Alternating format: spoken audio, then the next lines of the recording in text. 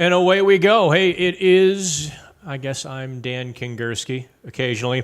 And welcome to another Pittsburgh Hockey Now live chat. We've got Owen Krebs, the intern superstar in the corner, helping us out today as well. So here's how these live chats work. If you're brand new to the National Hockey Now YouTube channel, it's just you and me. I don't have guests. We don't tell stories from 20 years ago. Well, I guess I do. But it's just you and me. Whatever you want to talk about, we're going to dive into. We will talk about, of course, Sidney Crosby and Jeff Carter coming back to Penguins practice. Oh, wait. You probably want to see me. I'm talking to air. Hi. There you are. See, look. There. How's the sound, by the way? That's always an issue here. But here's Jeff Carter and the Sidney Crosby at practice. Crosby keeps getting closer and closer to return. We're not quite sure when that's going to happen, but boy, if it's not Saturday, it's got to be early next week that Crosby comes back. Shelly Anderson is at the UPMC Lemieux practice facility, and she will have that story as Mike Sullivan speaks, probably 1:30-ish. So as Shelly's tweeting, we'll be talking, and you can hang out with us, and you can get all of that set. All right, sounds good, says Cobra. Hey, glad to have you here. I know there's the numbers aren't very big since I switched over from the Pittsburgh Sports Live to the National Hockey Now YouTube channel. Do me a favor, everybody, and if you haven't already subscribed, hit that little subscribe and like button at the bottom of the screen somewhere over. Be over there, right about there, okay?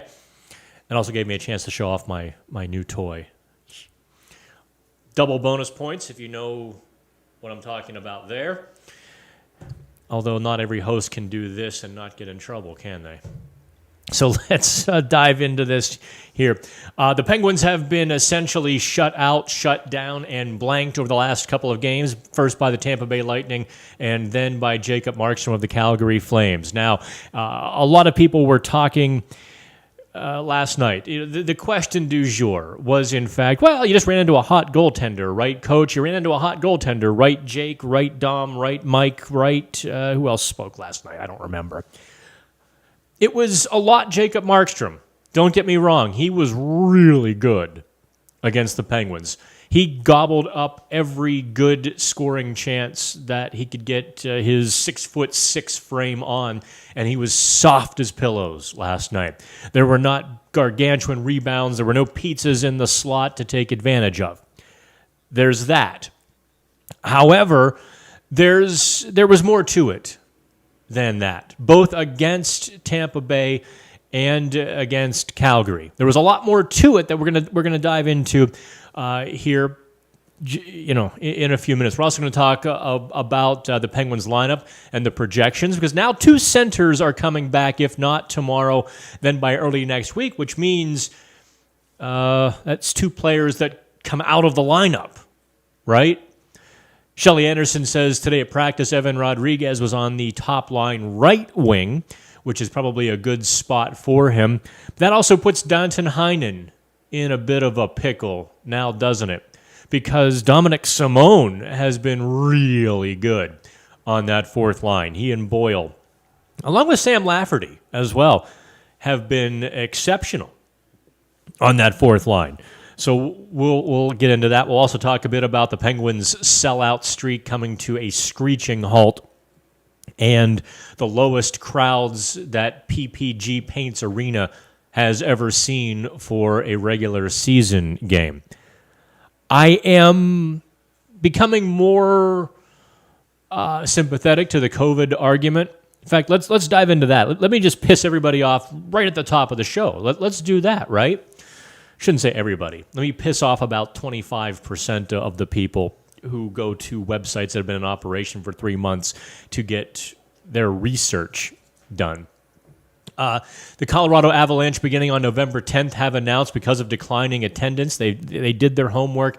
They have announced that they will begin requiring vaccinations or a positive test, or a negative test. Boy, I guess if you were alive in the 70s, this gives whole new meaning to the phrase, have you been tested? The Avalanche are going to require the negative test or proof of COVID vaccination to go to their games beginning on November 10th. I think if you just go with a negative test and not the vaccination, you still have to wear a mask. We'll see how well they approve that. A lot of the arenas tried to have a mask mandate, like Chicago, in fact, but they just got overrun with people refusing to do it, and the ushers essentially would have had to toss half the crowd, and so before long, no one is wearing masks. I don't know what kind of spreading we've had at the hockey arenas. I know we did last year, so I don't know about the masks, but I am 100% in favor of vaccination requirements to get into the building. 18 arenas now. Actually, I think Colorado makes 19 require it. If people don't feel safe, do what you have to do to make them feel safe. And if you want to say that it's your right not to get vaccinated, I'll agree with you. It's also a business's right not to let you in the door if they think you're unsafe. They don't let you in the door with a gun or a screwdriver strapped to your hip. Schools don't let you in without, your measles, mumps, and vaccinations. So I don't know why people can sit beside me for 3 hours without a vaccination and say it's their right and not mine to be safe. So tough noogies if you don't like it. Now let's get back to hockey, and let's talk a little bit about the Penguins' projected lineup, because these two guys are coming back in, and that means two guys go out. Rodriguez goes up to the top line right wing. That knocks Danton Heinen down to the third or the fourth line, because Kasperi Kapanen is going to skate beside Jeff Carter. Heinen does lead the team in goals. Heinen hasn't done anything since the first couple or a few games. He had 3 and 3, but really his play began declining after the first couple games, did it not? I thought Heinen made a few nice plays last night against Calgary. A few nice plays, you have to do more than a few nice plays to stick around beside Sidney Crosby, or in this case, Jeff Carter, as the top two centers. And you're surely not going to take out Brock McGinn from beside Teddy Bluger, although I'd like to see a little more, a little better offensive awareness from Brock McGinn. He is Brandon Tanev in so many ways, but he's not. He's not putting himself in the slot. He's not creating enough havoc by the net. He's not making that play off the wall, which those things have been available to him. He's certainly quick. He's certainly on the pucks. He's certainly aggressive on the forecheck. He's certainly a dogged back checker, and all of those things that make you a very good third-line player, and there's no criticisms there. McGinn can do more. And look, when you're so decimated, everybody has to do a little bit more. The Penguins lineup, for the most part, has done a little bit more. McGinn, I think, has a bit more offense to give. I don't think you touch that fourth line at all. They did. They what? Okay, what's Shelley saying? I'm putting the lineups in the. Oh, there you go. Okay, it's on the live chat. Heinen is on the fourth line. Heinen on the fourth line instead of. No. Oh. And/or Lafferty. Oh, okay. Wait. Who cycled in? What did Shelley say about who cycled in? Rodriguez, Zucker, Carter, Aston Reese, Bluger, O'Connor, Boyle, Heinen. Also, Friedman. Ricola replaces Friedman. Friedman wasn't that good last night. I thought he could have done more, too. He could have done a bit more skating. He had... that's Owen Krebs, intern superstar. Hello. If you want to pop in here, Owen, you can, too. This is not like some giant TV studio with a union. This is me and an iPhone studio in and lights and technology here. Oh, I guess I've been talking over Sidney Crosby and Jeff Carsey. Look. And that's always good, too, to spill coffee on everything. Give me 1 second here, kids, before things start shorting out. I'm having enough problems with Verizon and that crappy iPhone 12 Max.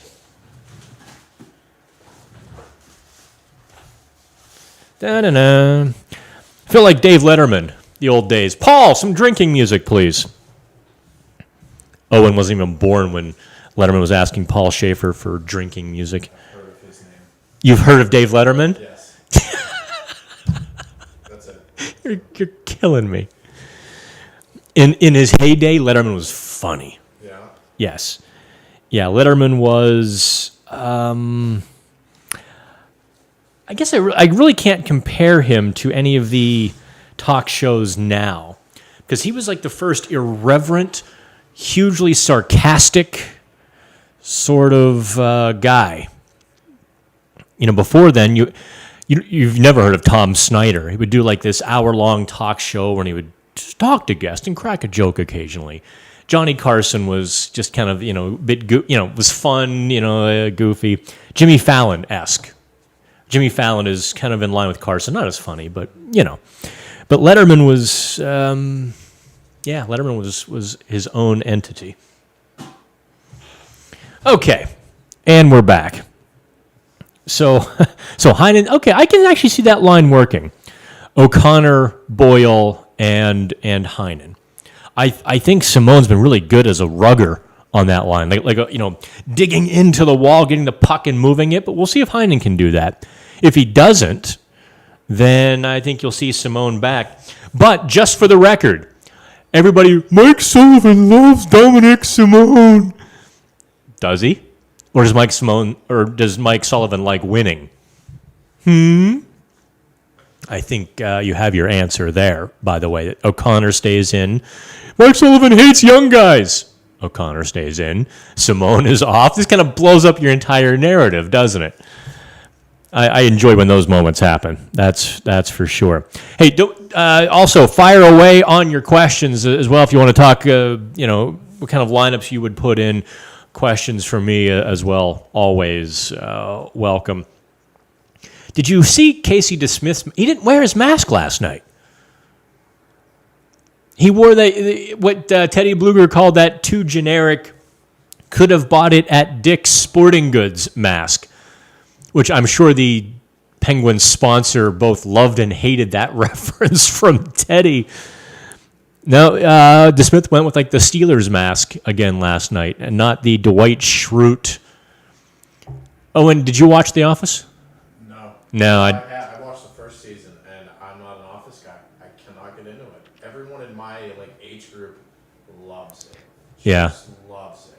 Yeah, it is. It's cringy. Like that's the humor. That's why I don't like it. Yeah, I don't like cringy either. I don't like.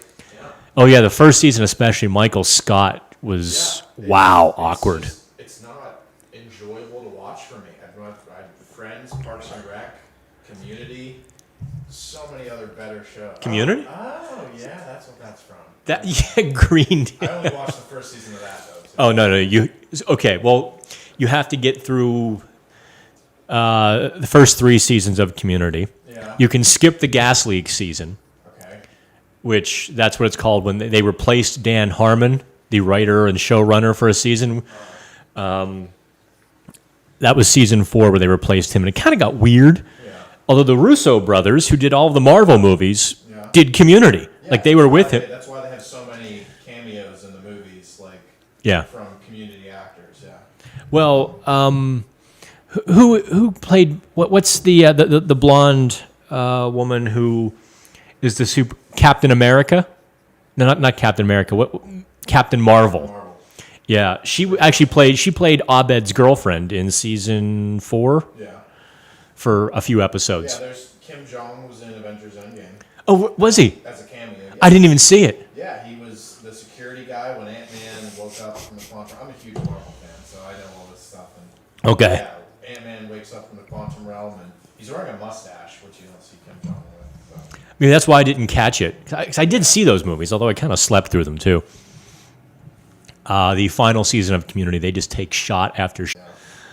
Anyway, I digress. What the hell were we talking about before I got into... The Office, Casey DeSmith's mask. I think I had the photo up there for a second there. I did check out the clip of Dwight Schrute giving that speech, however. Funny as hell. Although you have to get the multiple layers of it, I think, for it to be really funny.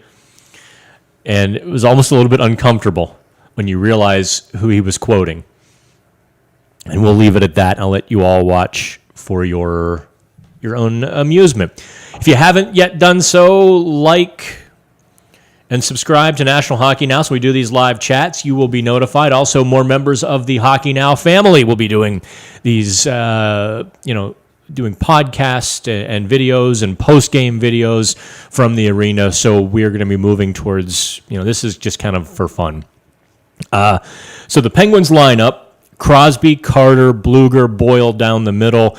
On the right side, it will be Rodriguez, Kapanen, McGinn, and Heinen. Simone gets a seat. Sam Lafferty gets a seat. Owen, I really thought Sam Lafferty kind of missed an opportunity because he was so good in the first period against Tampa Bay and again against Calgary in the first period.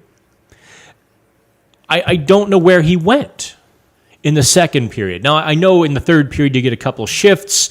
It's hard to keep your legs. It's hard to have any momentum. But that's what a fourth liner has to do. You have to know how to be ready on that half-second notice. When you get the tap, go. You have to jump on the ice like you were shot out of a cannon, even if you've been sitting for 20 minutes, right? You just have to do it. So Lafferty started up here, and he would kind of just wane down here by the end of the game. I loved the heel turn he had against Tampa. That first 30 minutes he played, he was hitting everything that moved. He's in a fight. He's agitating in front of the net. I'm like, that's what he has to do. And I think it's kind of like turning a tractor trailer around in a McDonald's parking lot. Changing your mental outlook, your mental focus, your mental game, which Lafferty has to do. I mean, he comes from college where he's clearly better than a lot of players, right? And the college game is not this rough and tumble, gritty sort of game, especially when he went to Brown, I think. He didn't go to RMU. So he did. I know you're kind of talking him up right now, but just looking right now, Sam Lafferty filled in on defense today in Penguins morning skates, so he's kind of he wasted his opportunity by not maintaining that consistency. Sullivan has had conversations with him about bringing that grit and the sandpaper that he can. He has to keep that mental focus and change his mindset to bring that every shift. He's too old now to be inconsistent. You either have to bring it every shift or it doesn't count. And I think for all of the good things he did early in those two games, he didn't do them later on. And so that almost counts double against you. It's like Family Feud. The first round, is easy, but if you lose the second or the third round, it counts more against you. And I think that's what happened to Sam Lafferty. If I'm a rival GM though, Owen, I make that call. I make the call for Sam Lafferty, absolutely. And I probably call. They can't give up Mark Friedman right now, but boy, I'd sure consider hey, why don't you toss in Friedman too?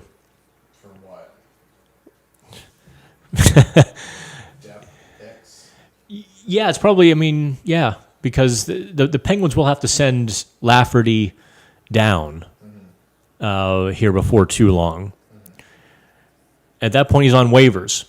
So if you can recoup a fifth-round pick for Sam Lafferty, you've now, turned into an asset. Yeah, I'm trying to think of asset management. That's the phrase I'm looking for. Jack Hughes out 5 weeks. Will be reevaluated in 5 weeks.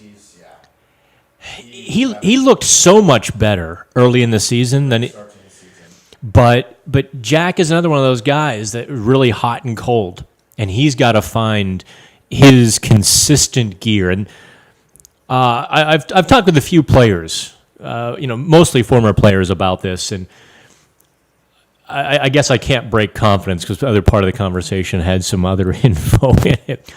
But one former player told me, look, there's a lot of guys who have a lot of skill, but can they do it at full speed every shift?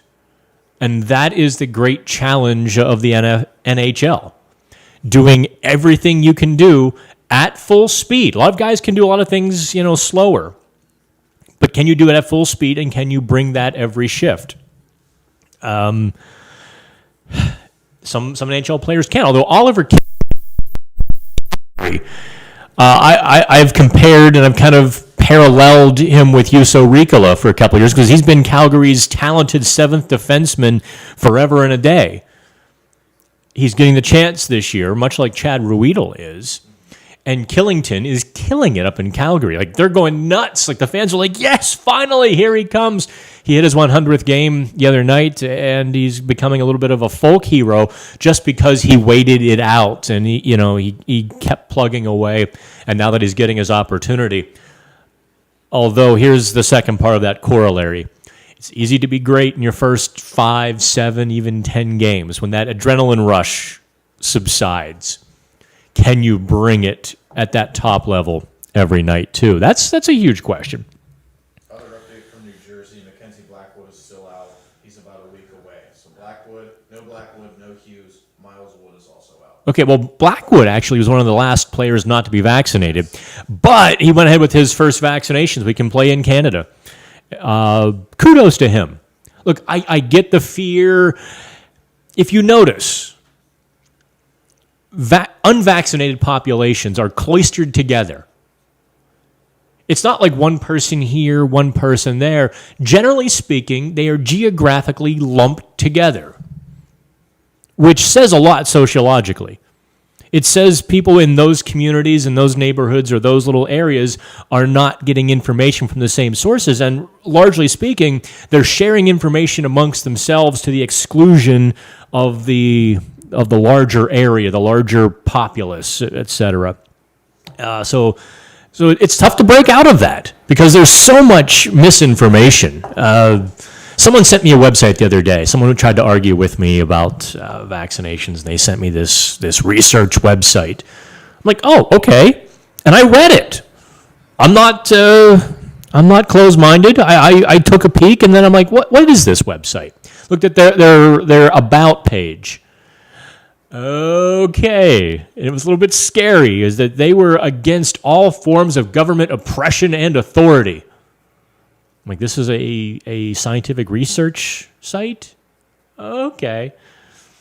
Maybe. And then I saw they've been in business since May 2021. I mean, come on. Let's. What else you got there, Owen? Breaking news. I wish I had a sound effect. Penguins are facing a lawsuit.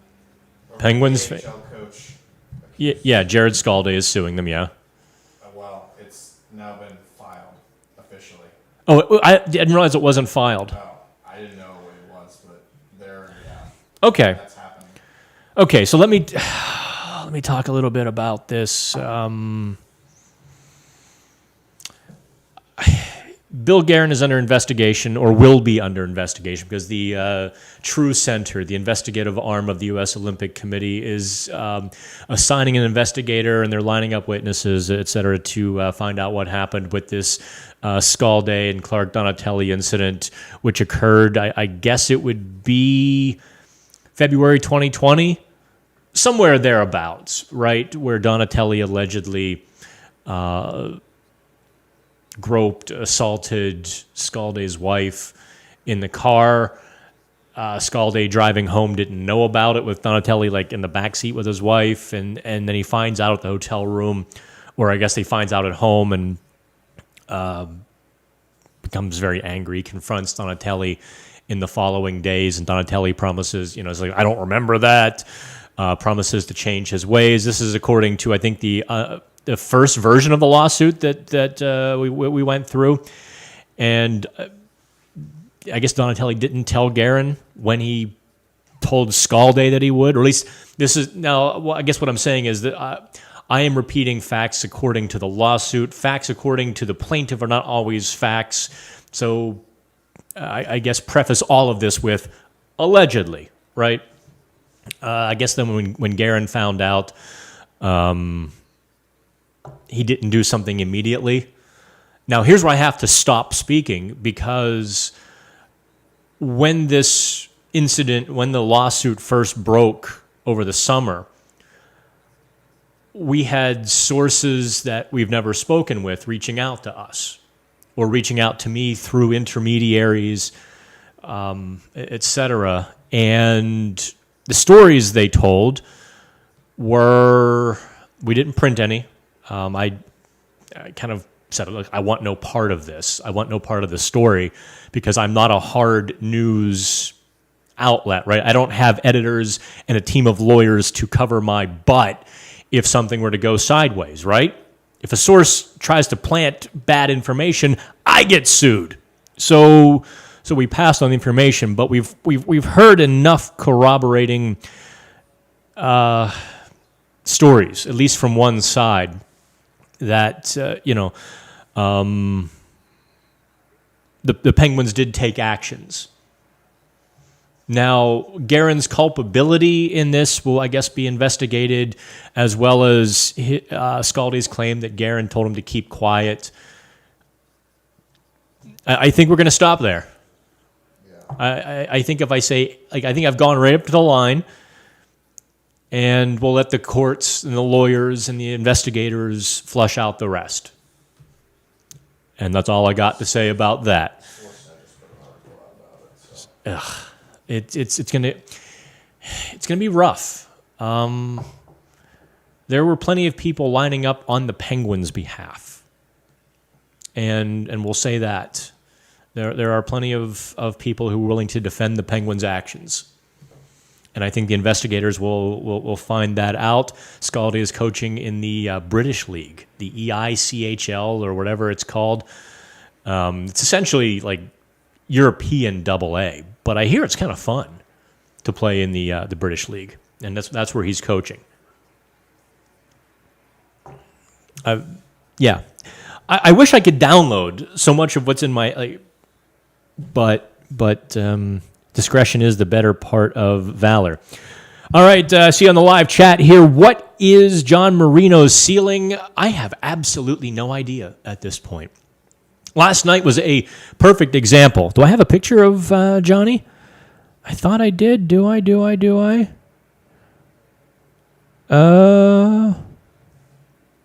Give me a second. I will. Nope, I guess I didn't download it to the server here.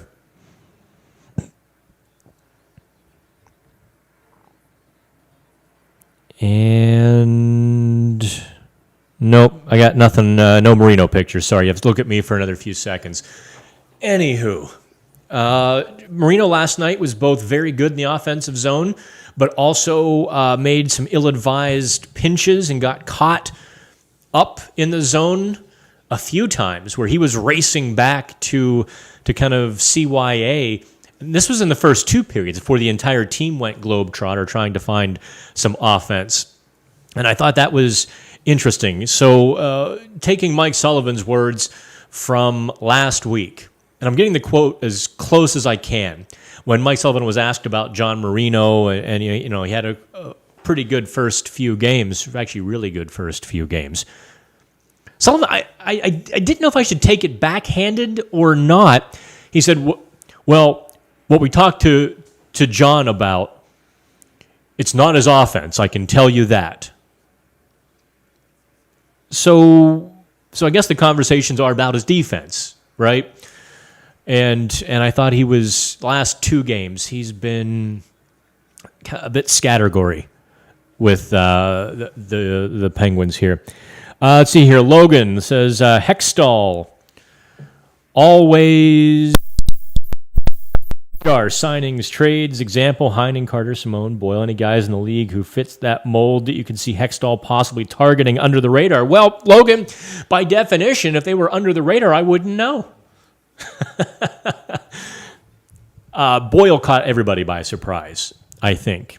And all the beating of the bushes and all of the work I did this summer in the dozens of agents that I called and talked to and player representatives and families and et cetera, no one mentioned Brian Boyle to us. And what an addition he's been, right? Will Kane and Taves get to play as soon as they are off COVID protocol, or will they be end up in the Chicago situation? I don't think the league wants to ensnare Jonathan Taves or Patrick Kane in the Kyle Beach situation. And here's how they'll do it. Look, there are some allegations or accusations that there was some locker room chatter about it. I think Beach said everyone knew, and I think he even took some razzing in the locker room about it. You know, I think that's what he said, right, Owen? He kind of hinted at that he took a little bit of ribbing in the locker room about the alleged, or not, it's not alleged anymore, about the assault. And I think all that Taves or Kane has to say is we had no idea it was that to that severity. And we feel terrible. You know, we support them as teammates, et cetera. And I think they're kind of be off the hook because they were not in those high-level meetings that covered this up. By the same token, if the organization is talking about it at that level where the players know, geez, it's pretty tough to excuse anybody. Kevin Cheveldayoff was clear because he wasn't senior management back then. And that's really, I think, where the legal process on this whole thing is. Who has culpability, who has responsibility and obligations, and who failed to meet those? I don't think Kane or Taves had an obligation to do anything. Now, they might have said something stupid, back in 2010, but saying something stupid generally isn't a crime. Only in public is that a crime. So let's talk a bit about the Penguins' bottom six here. Drew O'Connor sticks in the lineup. He had some nice moments, I think, on Thursday night against Calgary. Boy, he could not get his arms free. I thought for sure he was going to draw a penalty when that puck was in the crease and he was behind Markstrom and he's trying to backhand it into the cage. Again, I couldn't see the defenseman's number, but it certainly was there, wasn't it? I mean, O'Connor was just that close to getting a goal, and I think if he gets that goal, boy, again, the Penguins were just a fraction away. If they get that goal on Tuesday night against Tampa Bay that was waved off, different hockey game. If O'Connor bangs that in, well, those you can't say because that only happens 20% of the time. But if O'Connor can get free and poke it into an empty net, that's a different game as well. All right, what else do we want to talk about here? I guess we've talked a little bit. Hey, Bold Penguins. I'm putting up the picture here of the empty arena. This is, in the pregame. The Bold Penguins, the company. The story is on Pittsburgh Hockey Now, and in fact, I'm going to post the link right here on the YouTube chat. $59 club seats and $35 lower bowl seats. I'm going to post the link here how you can get those tickets. It's kind of a sad state of affairs that tickets are so cheap for the Penguins. I don't know quite what to say. I mean, other cities are having trouble selling tickets. I don't know if it's to this degree, and the Penguins are winning. For goodness sakes. But, I mean, if you tell me if it's COVID, I can't argue. You're afraid to go out in public because there's, Some guy sitting there, mouth breathing all over you, who's never been vaccinated, never been tested. He's like, I don't worry about that stuff. Like, I'd be a little pissed too. I'd be upset, because yes, vaccinated people can in fact get COVID, not to the same rate or even close that unvaccinated people get COVID. And we don't spread it to nearly the same rate. We're like a multiple of 10 less. In some places, I think some studies, it's been only, we're only 5 times less transmissible. Either way, between 5 and 10 times less transmissible. Means if you have 10 vaccinated people in a line, the virus doesn't get beyond 2 or 3 people. If you have 10 unvaccinated people in a line, the virus gets to the 10th person. So stop the virus, please. Here's the story. There you are. Jeff Carter plays wing when he comes back and everyone's healthy. I still say I'd put Evgeny Malkin there. I don't think the Penguins will. Yeah. But I think easing him back into the lineup with the way Malkin has struggled to stay healthy the last couple of years, I think now is the time. And if you say, well, that's crazy talk, some guy who wore 66 did the exact same thing at about the same age and same point in his career. Sometimes discretion is the better part of valor, is it not? And I'm sure Malkin will scuffle and bristle if they approach him with such a thing. But Claude Giroux did the same thing. Look at Giroux's career. Giroux was starting to tank in his late 20s as a center. It just, things were, his numbers were falling off a cliff. The game was getting faster, and he was not producing like he was. Put him back on the top line with Couturier. All of a sudden, the Philadelphia Flyers are flying. They're back in the playoffs. His numbers are sky high. So, can you imagine that line? Now, I guess Malkin has played right wing in the past. He's left-handed. Carter played right wing in Los Angeles for a year, like parts of 2 seasons, about 12 months total. He didn't really produce a lot either. I mean, he looked kind of dead on the right wing. So I think Carter's been really good with the Penguins at center. Just really, really good. His lines put the puck in the net. And this is why I think that is the conventional. Oh, and I think you're right that Carter, if anybody has to move from the middle, it's Jeff Carter. Although Brian Boyle maybe gets bumped to the wing, so you keep his penalty killing in the lineup. Or just out of the lineup. You have O'Connor.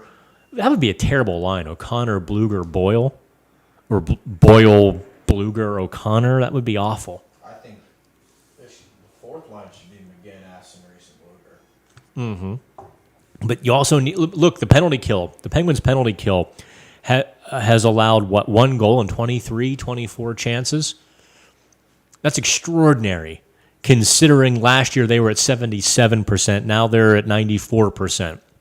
And I will tell you, systematically, I keep asking Mike Sullivan about this. Every week I kind of find a new little angle to ask and I get a slightly different answer, kind of putting the whole puzzle together. Watch Brian Boyle at the top of the zone on the penalty kill. And this is kind of crucial. He's so damned big that he can block shots from the center point. He doesn't have to be white on rice aggressive. He takes one stride and reaches, and he's covered the point, and he's deflected a shot, and he's taken that away.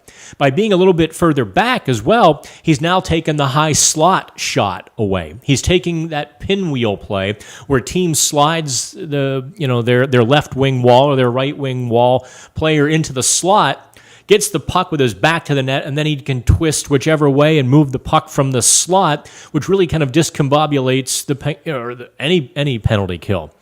Boyle takes that away entirely, keeps the power play to the perimeter, at least on the top 1/3 of the zone. They have to kind of move it around and down low before they can try to get it into the slot or into a scoring area. And for the most part, teams have not been very successful. Because Boyle takes away 2 players, you essentially have a 5 versus 4.5. I don't know how you get that out of your lineup, Owen. I don't know how you give that advantage up. Because a penalty kill, let's say 3 or 4 penalty kills in one game is about equivalent to 1 goal. So, if you have a guy who's worth a goal a game in terms of defense, that counts just as much as putting the puck in the net. A goal or a half goal per game. What else do we got here? I see. What else do we want to talk? Let me look at the pictures. Everything else I wanted to talk about. A little bit about Joel Quenneville. We brushed on it, didn't we? In the wake of Penn State and in the wake of Michigan State, you would have liked to have seen Quenneville come forward, grab the investigator and say, my God, we screwed up. Throw himself on you knew it was coming. Look, you're going to lose your job, probably. At least go out with a clear conscience, right? And I can't say, though I think most accounts do say that he knew. And I think just based on kind of how everyone talking and how everything is kind of going about, he was kind of the person who said, I don't want to deal with this. We don't need that distraction before the Stanley Cup final. So he's part of the tone setting that led to a bit of the cover-up. I mean, look, Penn State had broken by 2010. Sandusky was in jail by 2010, I think. Or if he wasn't in jail, he was on his way to jail. And the fallout around Joe Paterno. And I hate to look this up, but I think this is the most relevant situation. Let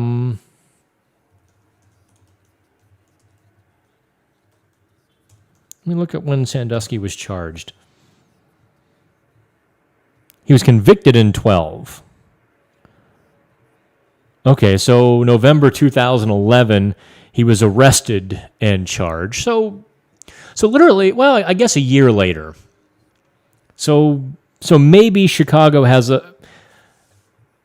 Let me, before I put my foot in my mouth, perhaps the Penn State situation had not yet shown the way for Chicago how to handle it, or not how to handle it. But still, when your video coach does something like that, you do not, under any circumstances, recommend him for a high school job. Good grief. If they had just not investigated for 3 weeks, that's an issue. If you remove him, if you kind of sit on it for a couple weeks to get through the Stanley Cup final, it would have a fallout, but not the nuclear fallout that we've seen. I think it's just a whole nother ballgame, that they really did nothing, absolutely nothing, and allowed him to harm a young man who was in high school playing hockey. That's just incredible to me. Before we go, I know, Owen, you wanted to talk about this guy, Jake Gensel, you were mentioning. We haven't really hit Kasperi Kapanen. I guess we talked a little bit about Kasperi. Gensel has to start putting the puck in the net as well. I thought he had a few good looks, several really nice passes. He was really playmaking a good bit on Thursday night. He has to be careful. He doesn't get a reputation as being dependent on Crosby or Malkin. He is a $6 million guy, and generally speaking, you assume a $6 million man. You can rebuild him better than before. Sorry, that's an old 70s TV show reference, the $6 million man. Lee Majors. Says he was the unknown stunt guy that makes Eastwood look so fine. That was the theme song, early 80s. Yeah. Heather Locklear. No, was it Heather Locklear? It was Heather. I don't know. Heather was on that. No, it was Heather. The other Heather, who was on No, Heather Locklear was on T.J. Hooker. Heather Thomas was on The Fall Guy. You were not born for 20 more years. It was for the 80s. It was kind of cool. It was about a stuntman. So the stunts were actually like on the show. And anyway, I hate that you're so young. It makes me. I don't feel old. And then I start talking about things from my childhood and realize that they are now in antique stores. My lunchbox as a kid is now worth hundreds of dollars. I don't have it, but I see them out in those stores. The Dukes of Hazzard lunchbox with a thermos, where you have your choice if you get some juice or a drink in your thermos, or if you took soup that day. For those of us who didn't have a cafeteria. I think that's where we wrap it up, right? That's where we say adios. I always give a last call, so go ahead and fire away your last call questions. I will stall and give just a little bit of time for the video to catch up for you to get your last questions in. Do me a favor, make sure you share this. Share it around. Make sure people subscribe. Give us a hand here. We are rebuilding the channel by ourselves without, we kind of built the other channel mostly by ourselves too, just you and me. Let's build up the National Hockey Now YouTube channel too. Let's get that over 1,000 subscribers. It's like 275 or 255, whatever it is now. Okay, so Crosby, we've touched on Billy Guerin. We have talked about attendance, Joel Quenneville, Jeff Carter. Morgan Riley signed a hell of a team-friendly deal. Oh, here's some inside info for you. You ready? Toronto is ready to blow up. Enough sources have told us, who obviously speaking firsthand to those in the Toronto organization, that there is great fear and there is great anger in some corners of the Toronto Maple Leafs organization. And prepare yourself. If things do not turn around like yesterday, kablooey. How's that? That's a guarantee, by the way. That's not it could happen. I'm telling you, flat out, that Toronto right now is on borrowed time unless they start looking good. Morgan Riley signed 8 years, 7.5? Or 7 years, 7. Well, he probably signed an 8 year. At that cap hit, I'm taking the max term, which kind of puts him in Letang money range, right? 8 years, 7.5. Riley certainly could have got less money if he hit the open market. Not many players do that. Not many players take less money to play in Toronto. That's a difficult place to play. You don't go out to eat. You don't go to the grocery store in Toronto. I understand. It's tough. You don't get a personal life. It's kind of like being the quarterback of the Pittsburgh Steelers. You don't leave the house unless you're prepared to deal with the public in good and bad ways. And when you're winning, it's usually good, although having done my tour of duty in the Toronto radio scene and Sportsnet, even when Toronto is winning, I guess I would have been, last time I was really doing Toronto radio seriously was 2013, and that was the rise of Jake Garner. He was kind of bubbling on the lineup. Is he going to play? He was getting, reduced ice time or getting benched, and the team was winning. But every call, you're like, okay, Phil Kessel was actually the leader of that team, and they were doing pretty well. Kessel has 2 goals. Maple Leafs win. First call. Let's go to the line. Dan, I'm worried about, Gardner's terrible. He's playing with one hand on the stick. He's not working hard. The coach has benched him last. I'm like, oh, yeah, I get it, but let's look at the bigger team picture. Second call. Gardner's terrible. Like, okay. They do fixate on the weak link of the chain or the scapegoat or whoever they can kind of jump on or pile on. There's certainly a lot of that. Have you noticed Zucker being better this year? He seems to be more noticeable than last year. Logan, yes. Zucker The last two games, I thought, really played well. Last night, he actually got inside the dots. Probably his best game of the season was last night. He played inside the dots. He played with speed. He had those chances from 15 feet away, good one-timers, good shots. He couldn't beat Markstrom. I mean, he really kind of hit Markstrom in the middle of the C. I would have liked to have seen him force Markstrom to make a stick save or a glove save beyond just the core of the body. I would have liked to have seen Zucker kind of expand his shot frame a little bit. He didn't do that, but he was in the right spots. He was doing the hard work to get the puck, to move it, to get it back, and do all those things. I think he's playing really well. I still don't think he's long for the Penguins, quite frankly. His goals have kind of come at less than meaningful moments, right? Some goals when they're well ahead and goals when they're well behind. He hasn't necessarily impacted the game with a goal. And a guy who's making $5.5 million, the guy who's in your top six, you do need to make more of a dent in the game. Although I say that, and there's Kasperi Kapanen kind of spinning his wheels right now, flying up and down the ice to really no avail. So that is your last call, kids. Have fun. We will do this again some other time. We'll try to make this a weekly thing. We'll try not to do it on Fridays. Try to move this back to the midweek so you can enjoy it for a couple of days. But the Penguins' schedule has just been absolutely brutal.